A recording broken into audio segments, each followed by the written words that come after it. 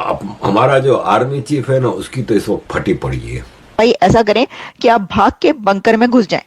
जब भारत से लड़ने की बात आती है तो पिछवाड़े में आग लग जाती है, इतना डरते हैं ये। और नरेंद्र मोदी जिस किस्म की एग्रेसिव फॉरेन पॉलिसी चला रहा था, India has to show its a great power. पर मुझे बहुत से यहाँ खदशात है, खौफ है मुझे। बंकरों में छुप जाते हैं। मैं समझता हूँ कि India will take some action. यानी भारत हमला कर रहा है यूक्रेन वॉर के साथ। जैसे ही वहां ईज होगी तो इंडिया के लिए कोई ब्रीदिंग स्पेस निकलेगी टैरिफ के मामले को लेकर भी, और फिर ये oil purchase and other things.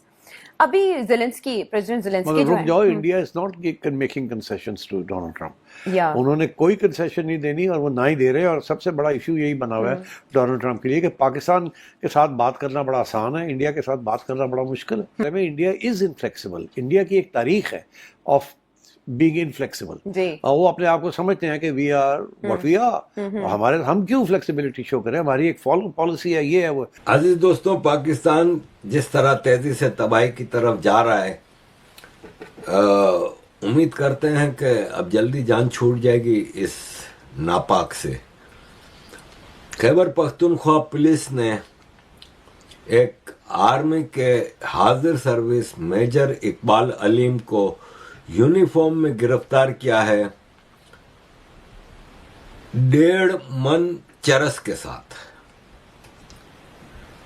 Pakistan में मैं लोगों को कहता है कि तुम्हें आर्मी का फोबिया है।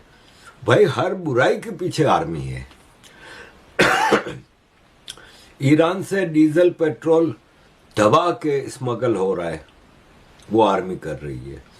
India, Bangladesh, Afghanistan direct terrorism army कर रही है। बलूचिस्तान, केपी में जेनोसाइड आर्मी कर रही है। अब हमारा जो आर्मी चीफ है ना, उसकी तो इस वक्त फटी पड़ी है। ये हर जगह ब्लड प्रूफ जैकेटें पहन के जा रहा है। इतना बुज़दिल आदमी है।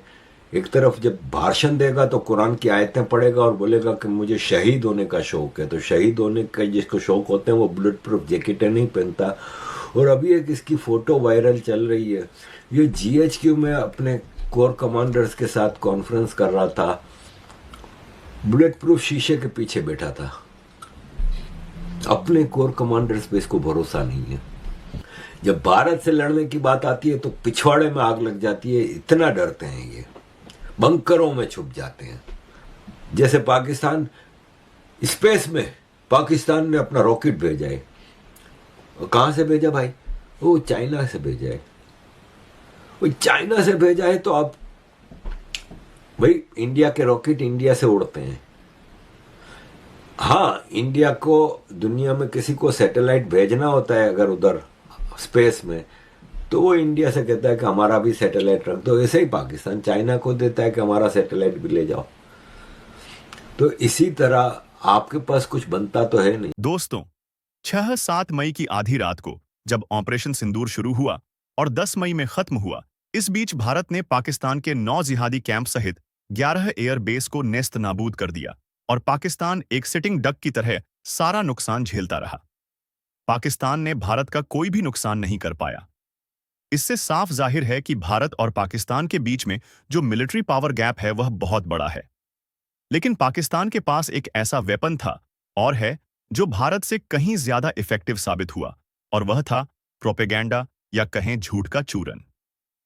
पाकिस्तान ने दुनिया भर में प्रोपेगेंडा फैलाया और फॉल्स न्यूज फैलाई और इस तरह की बातें फैलाई मानो पाकिस्तान इस ऑपरेशन के दौरान एक एडवांटेजस पोजीशन पर था। इस दौरान चाइना और तुर्की ने भी पाकिस्तान का खूब साथ दिया। लेकिन अब धीरे धीरे सच्चाई सामने आ रही है और वह सच्चाई खुद पाकिस्तान के पॉलिटिशियन हैं, वह बाहर ला रहे हैं। पाकिस्तान के प्रेसिडेंट आसिफ अली जरदारी ने अपने बयान में कहा कि उसको फौज ने कहा था कि वो बंकर में चले जाएं।